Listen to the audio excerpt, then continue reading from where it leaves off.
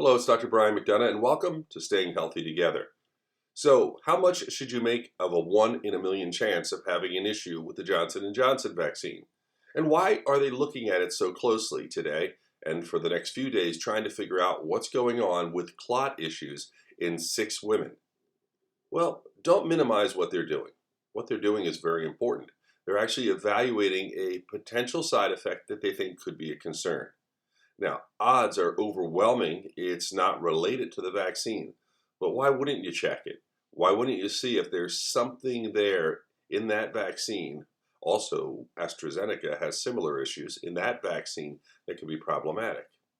Especially, why wouldn't you look at it when you know you have two other vaccines which are extremely safe, some of the safest we've ever had in the Moderna and Pfizer?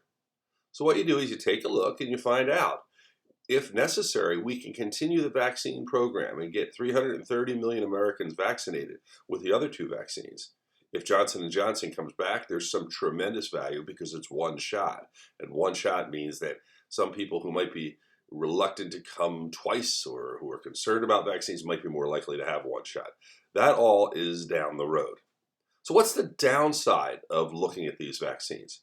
The downside of really examining Johnson & Johnson is if there are people who are concerned about vaccines and don't want to take it, it's certainly going to put a little wind in their sails for their argument. That being said, the government is being extremely transparent, which I like. Think about it. What you want is you want full transparency and honesty so we know we're getting the safest vaccines. If you remember, some of the people who have issues with vaccines know from a long time ago there wasn't necessarily a great deal of honesty, especially in certain groups. So I like the fact that this is being honest across the board. That's a great sign. As for the future, I think vaccines are our best way to get out of this.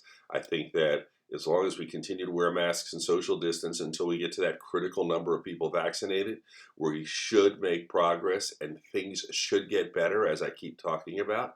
As far as a major downside for this vaccine, this is one that has social implications. Think about it.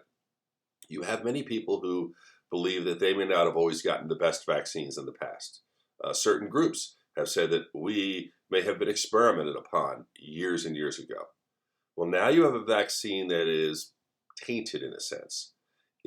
If you give a one-dose vaccine, which is the best vaccine to get out there, especially for people who might be hard to reach or in parts of the country they're tough to get to, or perhaps homeless people who you might not be able to follow up for 2 doses as easily, those are people who might benefit from one-dose vaccine. But now you're in a situation where they might say, well, wait a minute, that vaccine was questioned.